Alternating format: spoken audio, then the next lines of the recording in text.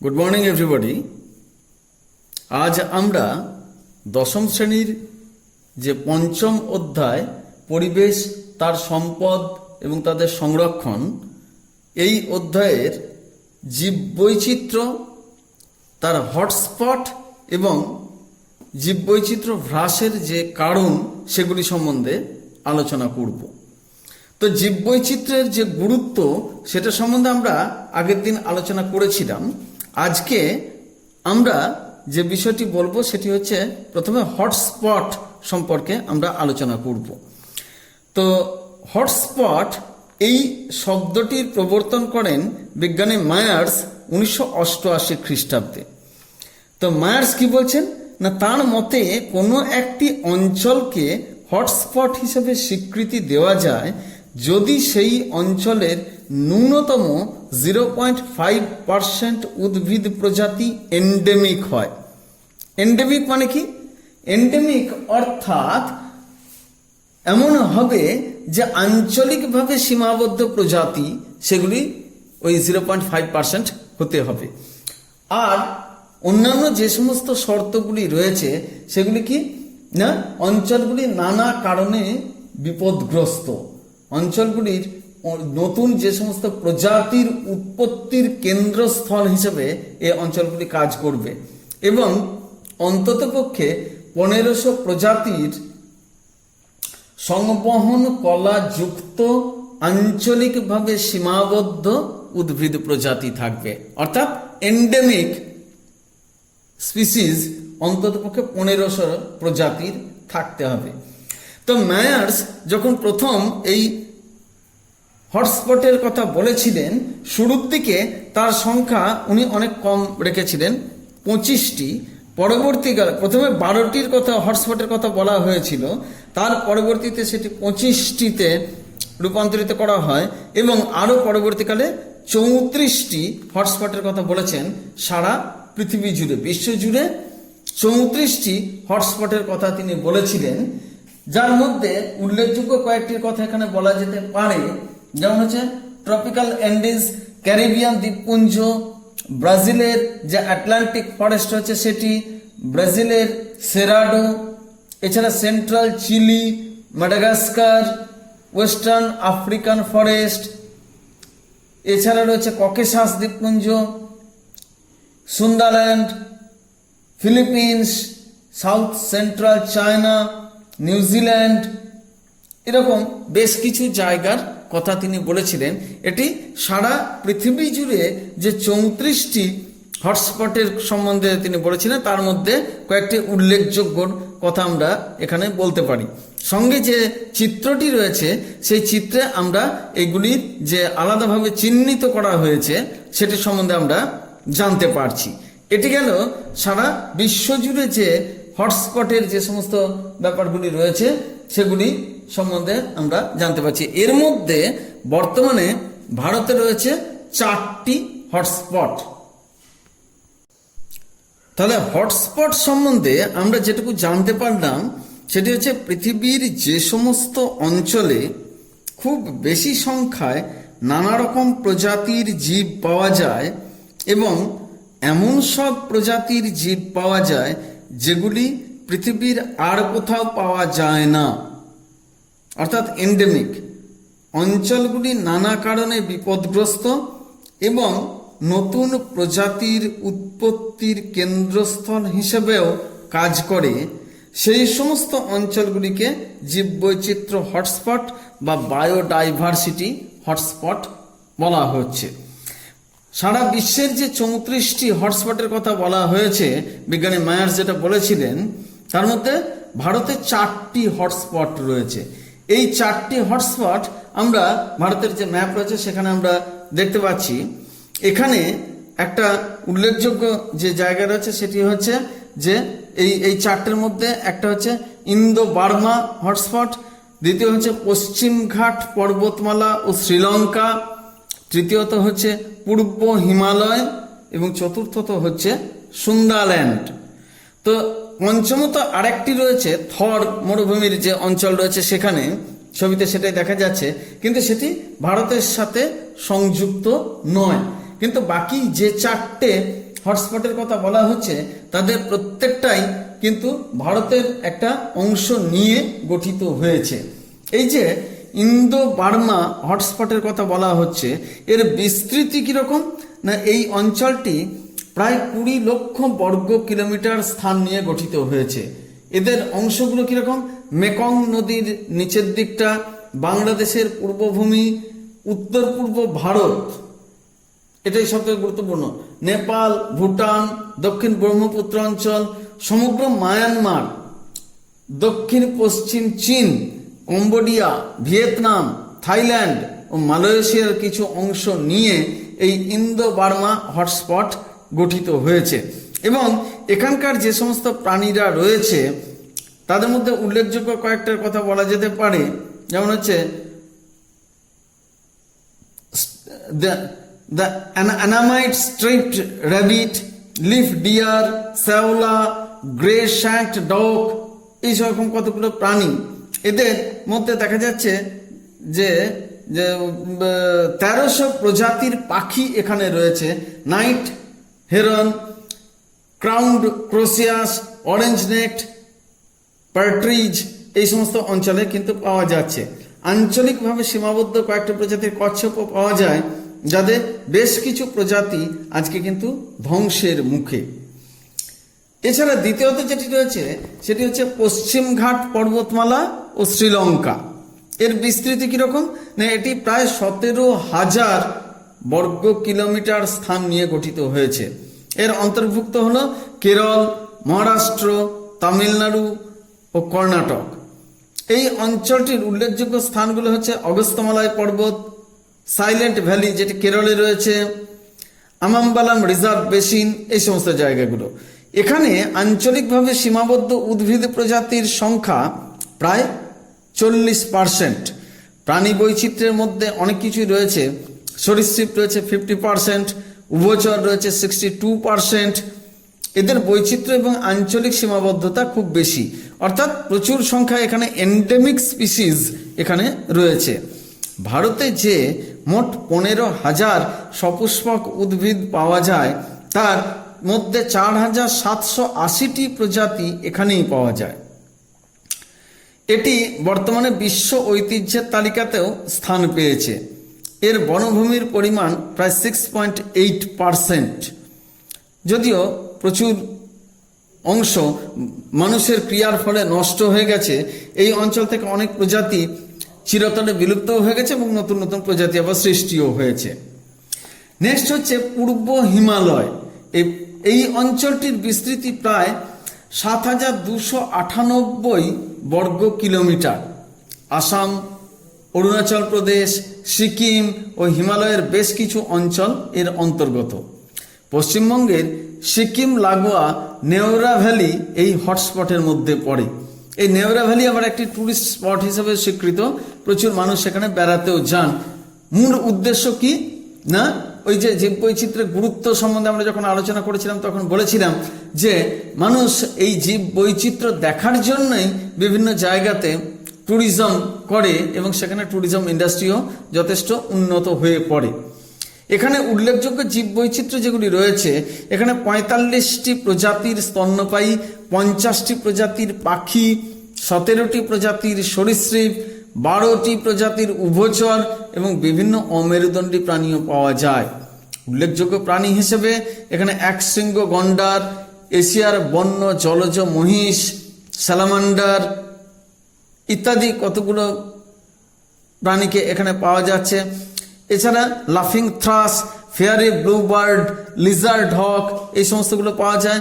আর উদ্ভিদের মধ্যে দেখা যাচ্ছে যে রডোডেন্ড্রন এখানে অন্যতম গুরুত্বপূর্ণ একটি উদ্ভিদ। এছাড়াও অন্যান্য বেশ কিছু উদ্ভিদও এখানে থাকে। এই অঞ্চলটির বিশেষ বৈশিষ্ট্য হলো যে অঞ্চলটি স্বতন্ত্র ভূমিরূপের কারণে প্রজাতি বৈচিত্র্য এবং বিশেষত এন্ডেমিক প্রজাতি অনেক বেশি সংখ্যায় এখানে পাওয়া যাচ্ছে। সমগ্র পৃথিবীর প্রায় 30% এন্ডেমিক প্রজাতি এই অঞ্চলেই পাওয়া যায়। প্রাচীন গুপ্তবীজী উদ্ভিদও এখানে প্রচুর বেশি সংখ্যায় পাওয়া যায়, সেজন্য এটিকে বিবর্তনের কেন্দ্রস্থল বলেও মনে করা হয় অনেক সময়তেই। নেক্সট যেটি রয়েছে সেটি হচ্ছে সুন্দাল্যান্ড। এই সুন্দাল্যান্ড এর বিস্তৃতি হচ্ছে আমাদের ভারতবর্ষের যে অঞ্চল রয়েছে তার মধ্যে এই সুন্দাল্যান্ডের অন্তর্ভুক্ত হচ্ছে আন্দামান ও নিকোবর দ্বীপপুঞ্জ। এখানকার বিভিন্ন ধরনের যে ম্যানগ্রোভ উদ্ভিদ বা লবণাম্ব উদ্ভিদ, তাছাড়া প্রবাল দ্বীপের জীববৈচিত্র্য এবং ক্রান্তীয় চিরহরিৎ বৃক্ষের বনভূমি প্রজাতি বৈচিত্র্য সমৃদ্ধ। প্রায় 2200 প্রজাতির সপুষ্পক উদ্ভিদ ও 120টির বেশি ফার্ন এখানে পাওয়া যায়। অনেক সরীসৃপ, উভচর ও পক্ষীর উপপ্রজাতি এই অঞ্চলে উৎপত্তি হয়েছে। এই যে হটস্পটগুলি কথা বললাম, সেটি সমগ্র পৃথিবীর স্থলভাগের মাত্র 2% এবং এখানেই প্রায় 50% স্থলজ প্রজাতি বৈচিত্র্যে এটি সমৃদ্ধ। মায়ারের মতে কোনো কোনো জায়গাতে প্রায় 0.5% বা 1500টি আঞ্চলিকভাবে সীমাবদ্ধ প্রজাতি থাকলে এবং স্থানটির প্রায় প্রাথমিক উদ্ভিদগুলো 70% নষ্ট হয়ে গেলে স্থানটিকে হটস্পট আখ্যা দেওয়া যেতে পারে। এইভাবেই এটিকে তিনি উল্লেখিত করেছেন।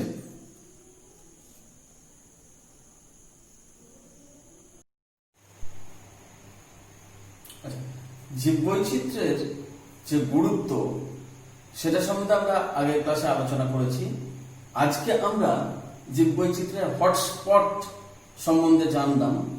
এখন আমরা যেটা সম্বন্ধে জানব সেটি হচ্ছে যে পৃথিবীতে এই জীববৈচিত্র্য হ্রাসের কারণগুলি সম্বন্ধে আমরা আলোচনা করব। তো জীববৈচিত্র্যের গুরুত্ব সম্বন্ধে আমরা যখন জেনেছি তখনই বুঝতে পেরেছি যে এটি আমাদের জীবনে কতখানি মূল্যবান। মানব জীবনে জীববৈচিত্র্যের গুরুত্ব কি সেটা সম্বন্ধে আমাদের একটা স্পষ্ট ধারণা হয়েছে। এখন এটি কিভাবে ক্ষতিগ্রস্ত হচ্ছে সেই বিষয়গুলি সম্বন্ধে আমাদের একটু জানতে হবে এবং স্বাভাবিকভাবেই সেই সমস্ত ক্ষতি থেকে কিভাবে আমাদের রক্ষা পেতে পারি সে সম্পর্কেও আমরা নিজেরাই আলোচনা বা করতে পারবো এবং জানতে পারবো, বুঝতে পারবো যে কোন কোন পদ্ধতিতে এদের ক্ষতির হাত থেকে রক্ষা করা সম্ভব হতে পারে। যে জীববৈচিত্র্য হ্রাসের যে সমস্ত কারণগুলি রয়েছে তার মধ্যে অন্যতম বিষয় হচ্ছে জমি ব্যবহারের ফলে বাসস্থান ধ্বংস। প্রত্যেকটি জীব, উদ্ভিদ হোক বা প্রাণী হোক, তাদের নিজস্ব বাসস্থান রয়েছে। তো জমি বিভিন্ন কারণে বিভিন্ন কাজে ব্যবহৃত হচ্ছে। অত্যধিক জনসংখ্যার চাপে নগরায়ন তার পরিমাণ বাড়ছে। ফলে কি হচ্ছে না, যে সমস্ত এলাকা কৃষি জমি হিসেবে ব্যবহৃত হতো এবং যে এলাকাতে বিভিন্ন ধরনের স্বাভাবিক উদ্ভিদ জন্মাতো, স্বাভাবিক প্রাণীরা বসবাস করতে পারত, আজ তাদের বাসস্থান বিপন্ন। শিল্পায়ন, বড় বড় ইন্ডাস্ট্রি তৈরি হচ্ছে বিভিন্ন জায়গাতে, বন জঙ্গল কেটে সেখানে বিভিন্ন ধরনের ফ্যাক্টরি সেগুলো স্থাপিত হচ্ছে। আর কি হচ্ছে না, প্রচুর বড় বড় সড়ক রাস্তা নির্মাণ হচ্ছে। তো বিভিন্ন জায়গাতে এই যে সমস্ত কর্মকাণ্ডগুলো হচ্ছে সেটির অন্যতম কারণ হচ্ছে জনসংখ্যার স্ফীতি এবং সেই জনসংখ্যার স্ফীতির সাথে তাল মিলিয়ে চলার জন্য এই সমস্ত বিষয়গুলি হচ্ছে। অনেক সময়ই দেখা যাচ্ছে যে সড়ক নির্মাণের ক্ষেত্রে মাটির রাস্তা যেগুলি ছিল সেগুলি রূপান্তরিত হচ্ছে কংক্রিটের রাস্তা বা পিচের রাস্তায়। ফলে মাটির রাস্তা থাকাকালীন যেরকম বাস্তুতন্ত্রের ব্যবস্থা ছিল আজ সেটি পাল্টে যাচ্ছে। সেখানে বৃষ্টির জল চুইয়ে মাটির ভিতরে পৌঁছে যাওয়ার একটা ব্যবস্থা ছিল, কিন্তু বড় বড় চওড়া চওড়া কংক্রিটের রাস্তা এবং পিচের রাস্তা হওয়ার সুবাদে দেখা যাচ্ছে যে সেখানে মাটির মধ্যে জল যে শোষিত হতে পারছে না বা চুইয়ে ভেতরে নামতেও পারছে না। একই সাথে দেখা যাচ্ছে বিভিন্ন ধরনের যে স্বাভাবিক প্রাণী উদ্ভিদ যেগুলো ছিল সেগুলোর অস্তিত্ব বিপন্ন হচ্ছে। অনেক সময় দেখা যাচ্ছে যে পুকুরের পাড়গুলো কংক্রিট দিয়ে বাঁধিয়ে ফেলা হচ্ছে। এটা ফলে দেখা যাচ্ছে ওই যে পুকুরের পাড়, সেই পুকুরের পাড়ে বহু ধরনের উদ্ভিদ এবং প্রাণী বসবাস করে থাকে, তাদের স্বাভাবিক আবাসস্থল আমরা নষ্ট করে ফেলছি। দ্বিতীয়ত যেটা সেটা হচ্ছে শিকার এবং চোরা শিকার। শিকার ও চোরা শিকার একটি অন্যতম বড় কারণ বাস্তুতন্ত্রের যে জীব বৈচিত্র্য সেটি হ্রাসের ক্ষেত্রে। যেমন হাতির দাঁত অত্যন্ত গুরুত্বপূর্ণ অর্থনৈতিক গুরুত্ব আছে বলে, প্রচুর টাকা দাম হাতির দাঁতে, এবং সেই হাতির দাঁত পাওয়ার জন্য শিকারীরা হাতি মেরে ফেলছে, তার দাঁতকে প্রচুর মূল্যে বিক্রি করে ফেলছে। এছাড়াও বাঘের চামড়া বা রয়্যাল বেঙ্গলের চামড়া, চিতাবাঘের চামড়া, বড় বড় যে সমস্ত সাপগুলো রয়েছে তাদের চামড়া, গোসাপের চামড়া, এগুলো উচ্চ মূল্যে বাজারে বিক্রি হয়, কারণ সেগুলি থেকে শৌখিন জিনিসপত্রগুলো তৈরি হয়। আর কি রয়েছে না খড়গ বা শিং, গন্ডারের খড়গ, এটি বিভিন্ন জায়গার মানুষের কাছে অত্যন্ত গুরুত্বপূর্ণ হয়, কেননা সেখান থেকে বিশেষ কিছু ওষুধ তারা তৈরি করে এবং সেগুলো নাকি অত্যন্ত গুরুত্বপূর্ণ ইত্যাদি ইত্যাদি।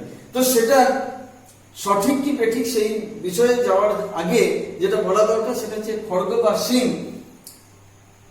জোগাড় করার জন্য গন্ডারগুলিকে মেরে ফেলা হচ্ছে। স্বাভাবিক অবস্থাতে গন্ডার শিকার করা নিষেধ, সেজন্য কি হচ্ছে চোরা শিকার হচ্ছে, এবং তার ফলে দেখা যাচ্ছে যে এই সমস্ত প্রাণীগুলি অস্তিত্ব বিপন্ন হচ্ছে।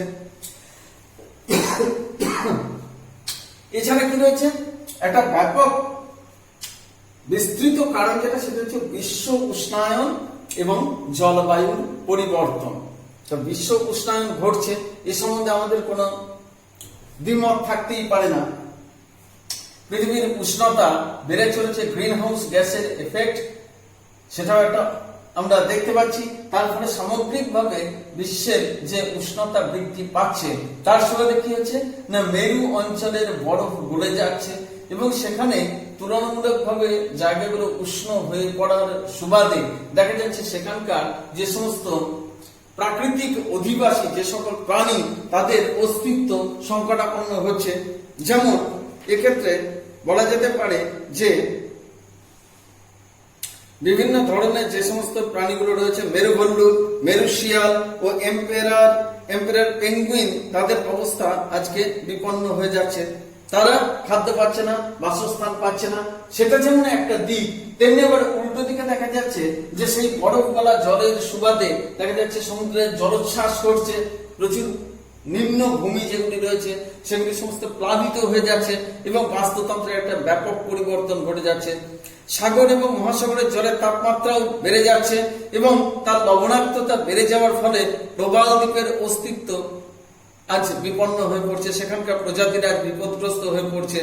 আর কি না পরিবেশের কার্বন ডাই অক্সাইডের পরিমাণ বেড়ে যাওয়ার ফলে দেখা যাচ্ছে যে ইউক্যালিপটাস গাছের পাতার যে পুষ্টি গুণ সেটি কমে যাচ্ছে, এবং তার ফলে দেখা যাচ্ছে যে বিভিন্ন যে কোয়ালা ভাল্লুক যেটা তাদের আজ অস্তিত্ব বিপন্ন হয়ে পড়ছে, সেটা আরেকটা ফল আমরা দেখতে পাচ্ছি। আর কি রয়েছে না পরিবেশ দূষণ। পরিবেশ দূষণের সাথে বিশ্ব উষ্ণায়ন ওতপ্রোতভাবে জড়িয়ে রয়েছে, কিন্তু পরিবেশ দূষণের অন্য দিকটা, পরিবেশ দূষণের ফলে গ্রিন হাউস গ্যাসগুলো বেশি পরিমাণে উদ্গীরণ হচ্ছে এবং তার কারণে বিশ্ব উষ্ণায়ন হচ্ছে, জলবায়ু পরিবর্তন হচ্ছে, এই বিষয়গুলো জানলাম। কিন্তু পরিবেশ দূষণের অন্য দিক যেগুলি রয়েছে, যেমন ব্যাপক হারে কীটনাশক ব্যবহার করা হচ্ছে কৃষি ক্ষেত্রে, এবং সেই কীটনাশকের প্রভাবে দেখা যাচ্ছে যে সেখানে যে পাখি বা অন্যান্য প্রাণী যারা রয়েছে তারা কিন্তু এই কীটনাশকের প্রভাবে মারা যাচ্ছে। যেমন মাটিতে যে কেঁচো অবস্থান করে সেই কেঁচোগুলো মরে যাচ্ছে, সেই কীটনাশক দেওয়ার সুবাদে দেখা যাচ্ছে যে সেই সমস্ত ফলগুলো যে সমস্ত পাখিরা খাচ্ছে বা অন্য প্রাণীরা খাচ্ছে তারাও মরে যাচ্ছে। কলকারখানার বিষাক্ত রাসায়নিক পদার্থ নির্গত হচ্ছে কলকারখানা থেকে, এবং সেগুলো ড্রেনেজ সিস্টেমের মাধ্যমে বড় বড় নদীতে তাদেরকে ফেলে দেওয়া হচ্ছে, ফলে নদীর জল দূষিত হচ্ছে, যে কারণে গঙ্গা জল আজ অত্যন্ত দূষিত, এবং তার কারণে দেখা যাচ্ছে যে সেখানে প্রচুর যে স্বাভাবিক প্রাণী এবং উদ্ভিদ তারা মারা পড়ছে। এই একটা গুরুত্বপূর্ণ বিষয় এখানে দেখতে পাচ্ছি। কিছু কিছু ক্ষেত্রে দেখা যাচ্ছে অতি ব্যবহার, যেমন কস্তুরী মৃগর ক্ষেত্রে এবং লাল চন্দনের ক্ষেত্রে এটি বিশেষভাবে দেখা গেছে।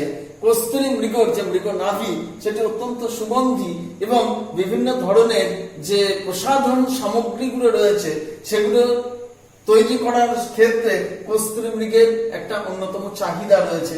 একই সাথে লাল চন্দন এটারও অত্যধিক ব্যবহার হচ্ছে, ফলে এই মৃগ নাভি সংগ্রহের উদ্দেশ্যে কস্তুরী মৃগগুলিকে নির্বিচারে হত্যা করা হচ্ছে। লাল চন্দনের কাঠ অত্যন্ত দামি এবং সেগুলো বিভিন্ন কাজে লাগে, সেই কারণে লাল চন্দন গাছ ব্যাপক হারে নিধন করা হচ্ছে। এগুলো অতি ব্যবহার আমরা রালফিয়া সার্পেন্টিনার ক্ষেত্রেও দেখেছি যে সেটি অতি ব্যবহারের ফলে এগুলি অত্যন্ত কমে গেছে, পরিবেশের এটার অভাব আমরা দেখতে পাচ্ছি, এটাও একটা ব্যাপার। নেক্সট হচ্ছে কি না, প্রাকৃতিক দুর্যোগের ফলে দেখা যাচ্ছে বিস্তীর্ণ অঞ্চলে প্রচুর জীব বৈচিত্র্য হারিয়ে যাচ্ছে। কিছুদিন আগে যে সুনামি হয়েছিল সেই সুনামির প্রভাবে দেখা যাচ্ছে যে বিস্তীর্ণ এলাকার একটা ব্যাপক ক্ষতি এক্ষেত্রে হয়েছিল। সামুদ্রিক ভূ আলোড়নকে বলা হচ্ছে সুনামি। জাপান শ্রীলঙ্কা সুনামির ফলে প্রচুর প্রজাতির মৃত্যু হয়েছে। অস্ট্রেলিয়ার গ্রেট ব্যারিয়ার রিফটির বেশ ক্ষতি হয়েছে। আর কি না, মেঘ ভাঙা বৃষ্টি। আমরা কোন কোন ক্ষেত্রে এটাকেও দেখেছি, যেমন ওই পাহাড়ে উত্তরাখণ্ডে আমরা কিছুদিন আগে দেখেছিলাম মেঘ ভাঙা বৃষ্টি, ভয়ঙ্কর বৃষ্টির প্রভাবে দেখা যাচ্ছে যে পাহাড়ের যে বাস্তুতন্ত্র সেটি ব্যাপক ক্ষতিগ্রস্ত হয়েছিল এবং স্বাভাবিকভাবেই সেখানকার যে জীববৈচিত্র্য সেটিও অনেকভাবেই ক্ষতিগ্রস্ত হয়েছিল। আর কি দাবানল, বিভিন্ন সময়তে প্রচন্ড গ্রীষ্মের সময়তে সারা বিশ্ব জুড়ে বিভিন্ন জায়গাতে দাবানল সৃষ্টি হতে আমরা দেখেছি, যার প্রভাবে বিস্তীর্ণ এলাকার বনাঞ্চল পুড়ে ছাই হয়ে যাচ্ছে এবং সেই সুবাদে সেই একই কারণে আবার দেখা যাচ্ছে প্রচুর যে গাছপালা ছাড়া প্রাণী যারা রয়েছে তারাও ধ্বংস হয়ে যাচ্ছে। সুতরাং এর ফলেও দেখা যাচ্ছে যে জীববৈচিত্র্য ব্যাপকভাবে ক্ষতিগ্রস্ত হচ্ছে। আর কি না, বহিরাগত প্রজাতির অনুপ্রবেশের ফলেও জীববৈচিত্র্যের ক্ষতি ঘটছে। যেমন এই যে তেলাপিয়া বা বড় জাতের যে সমস্ত মাগুর সেগুলি আফ্রিকা থেকে আনা হয়, আনার ফলে আমাদের দেশে দেখা যাচ্ছে যে এই বড় জাতের মাগুর যেগুলো সেগুলো বিজ্ঞানসম্মত নাম হচ্ছে ক্ল্যাডিয়াস গ্যারিপিনাস, সেগুলি আমদানি করার ফলে আমাদের যে সমস্ত গ্রামেগঞ্জের পুকুরগুলো রয়েছে সেখানে সেটিকে চাষ করা হচ্ছে বা সেখানে সেগুলিকে বাড়িয়ে তোলা হচ্ছে।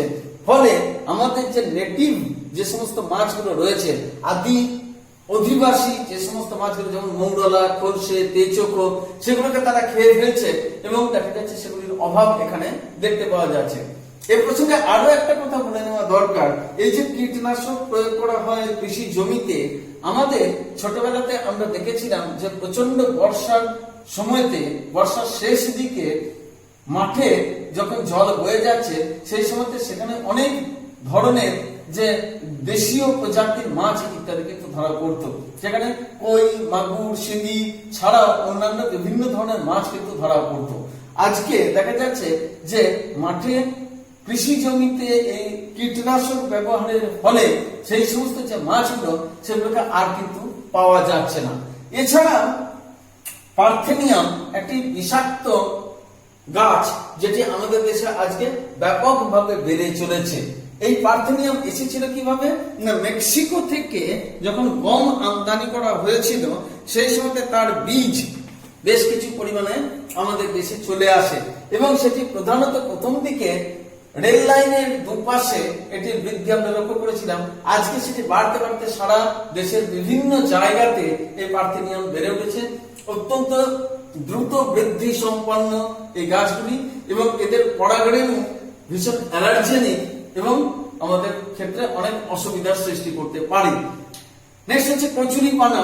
কচুরিপানা মূলত আনা হয়েছিল ব্রাজিল থেকে এবং তার ফলে সেই কচুরিপানা আজকে কিন্তু সারা আমাদের পশ্চিমবঙ্গের ক্ষেত্রে আমরা দেখতে পাচ্ছি যে বিভিন্ন জলাশয়ে কচুরিপানার ব্যাপক বৃদ্ধি আমরা লক্ষ্য করছি এবং তার ফলে অন্যান্য যে সমস্ত উদ্ভিদ তারা কিন্তু তাদের বৃদ্ধি ক্ষতিগ্রস্ত হচ্ছে। এইভাবে দেখা যাচ্ছে যে বহিরাগত প্রজাতি তারা আমাদের দেশে এসে এখানে তারা রীতিমতো এখানকার জল হাওয়াতে অত্যন্ত দ্রুত বৃদ্ধি সম্পন্ন হয়ে পড়ছে এবং তার ফলে দেখা যাচ্ছে যে আমাদের দেশীয় যে সমস্ত প্রজাতির উদ্ভিদ বা প্রাণীগুলি রয়েছে তাদের বাড়বাড়ন্ত বা তাদের বেঁচে থাকাটাই সেক্ষেত্রে অনেক কষ্টকর হয়ে দাঁড়াচ্ছে। সুতরাং জীব বৈচিত্র্য কিন্তু হ্রাসপ্রাপ্ত হচ্ছে। তো এই জীব বৈচিত্র্য হ্রাসের যে সমস্ত কারণগুলি নিয়ে আমরা আলোচনা করলাম, এই কারণগুলিকে কোনোভাবে যদি নির্মূল করা যায় তাহলে জীব বৈচিত্র্য সংরক্ষণের ক্ষেত্রে সেটি অত্যন্ত উপকারে লাগতে পারে বা অত্যন্ত ফলপ্রসূ হতে পারে।